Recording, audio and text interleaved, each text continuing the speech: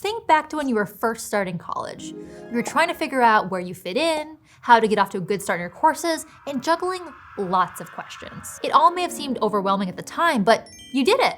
And now that you're preparing for graduation, you can plan your next transition out to the great beyond. Hi, I'm Erica Brzozowski, and this is Crash Course How to College, a study hall series presented in partnership with Arizona State University. In this episode, we're going to talk about leaving college and transitioning into whatever comes next.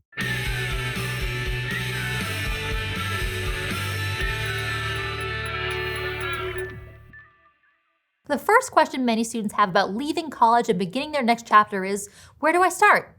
Well, that's a good question. But actually, when we're thinking about transitioning from school to a job, graduate school, or something else entirely, where we start may not be quite as important as when we start. The earlier you start planning your transition, the better, because getting an early start can help prepare you to take the next step. Even as soon as you get acclimated during your first year of college, start planning how you'll make the transition from school to work. Even little things like researching job titles or watching this video can help you get started. And here's a secret. There are no rules about what kind of adult you have to be after college. You can do whatever you want with your degree, and your career path doesn't have to look like anyone else's. Look at me.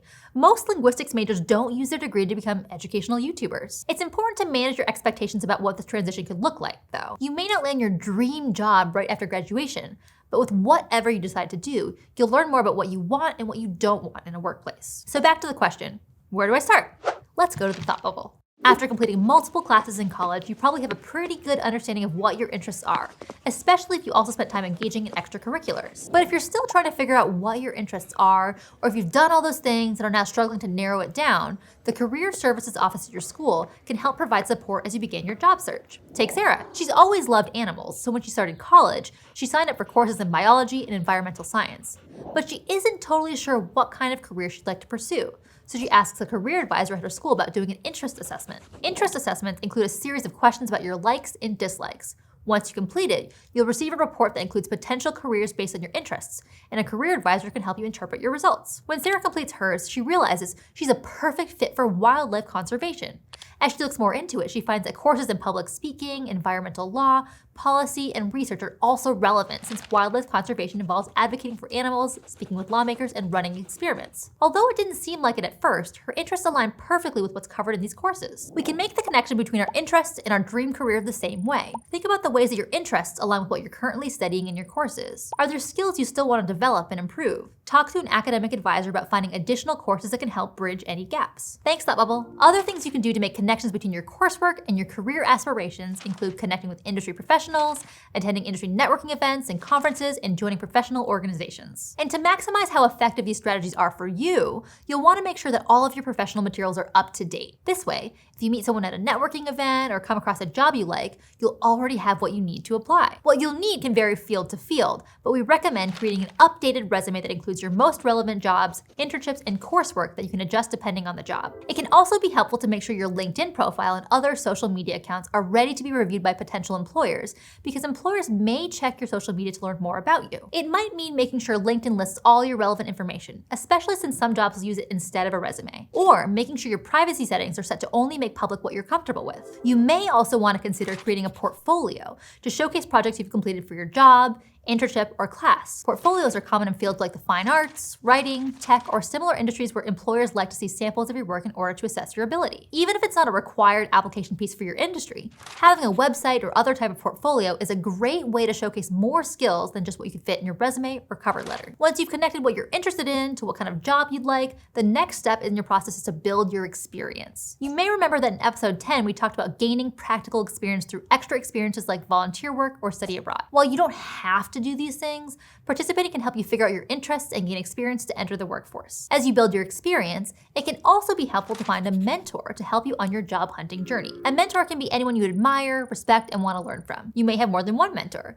and a mentorship can last for a short or long period of time. So neither of you is signing up for a lifetime commitment. These magical people who are willing to give back a bit by looking out for you can kind of sound like unicorns, but they're actually easier to find than you think. You can find a mentor at your job or internship, in the community, or in professional associations associations, which are organizations where members share the same professional interests. Professional associations can also link you to mentorship networks, where you can connect with industry professionals who are eager to mentor you. And sometimes, a mentor can be right in front of you.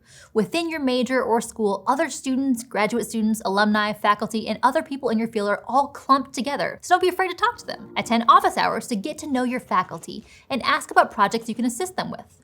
Talk to them about how they've developed their career path. Your career doesn't have to look exactly like theirs, but hearing from someone who has already gained a lot of experience can help you decide how to embark on your own career path. And while it can be scary to start these conversations yourself, sometimes these situations are already being set up. Check with your school's career center or student activities department about upcoming events like career fairs and alumni networking sessions, where you can connect with people who are already doing the work you want to do in the future. One way to prep for job hunting situations is to get really good at explaining who you are and what you do. When you meet with your career advisor or mentor, work with them to create and practice your elevator pitch, which is a brief summary of who you are and what you're interested in professionally. You can use your elevator pitch at networking events. Include what you're studying and how you plan to tie it into your career. Throughout college, there will be times when you have competing priorities, especially if you're looking for a job during your last year or semester of school.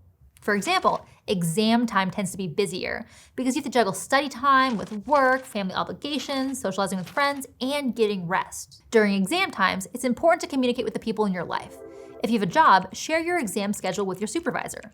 Let your family and friends know that you'll have limited availability in the weeks leading up to exams and that you look forward to connecting with them once exams are over. As you balance school and work, consider what you've learned in your courses and how that applies to your career goals. Or on the flip side, what skills or knowledge do you need to gain before applying for jobs? Keep up with what's happening in your desired field and keep an eye on the job outlook, which the Bureau of Labor Statistics defines as the growth rate of an occupation. This helps you determine whether jobs will be available in your field long after you graduate. When you identify a gap in your skills or experience, look for ways to fill that gap. Seek opportunities to learn outside the classroom, even if it's for a topic that doesn't relate to your studies. Pursuing education for your courses as well as your own personal knowledge helps you become a well-rounded person. The same is true for leadership experiences, which can help you sharpen your skills and prepare for the workforce. In a 2021 survey, employers reported that when having to decide between two candidates, they went with a candidate who had previously held a leadership position. Serving on committees at your school, running for office within your student government, or completing projects in the community can help you develop leadership, teamwork, communication, and critical thinking skills. Most students start developing these skills in a volunteer position, job, or internship. An internship is a practical experience that many college students participate in at least once during their college careers. With an internship, you can build your resume and show potential employers that you have the education, experience, and motivation to go above and beyond what is required of you. In fact, employers often hire former interns for full-time positions after graduation, so be prepared to make a great impression. The length of an internship may vary, lasting anywhere from a few weeks to an entire summer, semester, or year. Some internships can be done after you graduate, but most are done during your undergraduate years. They can be paid, but most are unpaid, and many schools even charge tuition in order to enroll in an internship course. For students with financial concerns or limitations, an internship could be a great option, but taking an unpaid position may not be feasible. For these students, working with career counselors is critical to find part-time jobs or other experiences that will provide similar industry-related experience, if possible. Employers may require students to have a certain number of college credits to qualify for the internship, or may specify in the job posting that the internship is geared towards freshmen, sophomore, junior, or senior students specifically. You can find internships through the career center at your school, looking online, or even using some of the connections in your network. Mentorships could lead to a connection that could help secure a paid internship in the field. It's all about who you know. Ultimately, interning is all about trying a career out, learning what you like in a workplace, and developing skills that you can build on as you continue your career. You might also consider an apprenticeship, a program in which college students can learn a trade or skill. Apprenticeships are more frequently offered by community colleges and trade schools, but some universities offer them as well. In an apprenticeship, you spend part of your time learning and part of your time working. These are often more hands-on than internships because they include on-the-job training for a specific trade. Whichever opportunity you decide to pursue, be sure to think about whether it's a good fit for you. Leaving college can be just as stressful as starting college. So it takes work, but you've already had to adapt to a new way of learning, become more independent, and figure out how to juggle competing priorities. You did it, and you can do it again, using the same knowledge and skills you already have to make it happen. Thanks for watching this episode of Crash Course How to College. This series is part of an expanded program called Study Hall. Crash Course has partnered with Arizona State University to launch Study Hall on its own channel. Check out youtube.com/studyhall, where you'll find more tips about navigating college, choosing a major, plus foundational courses connected to college credit courses that students struggle with most in their first 2 years. We hope to see you there.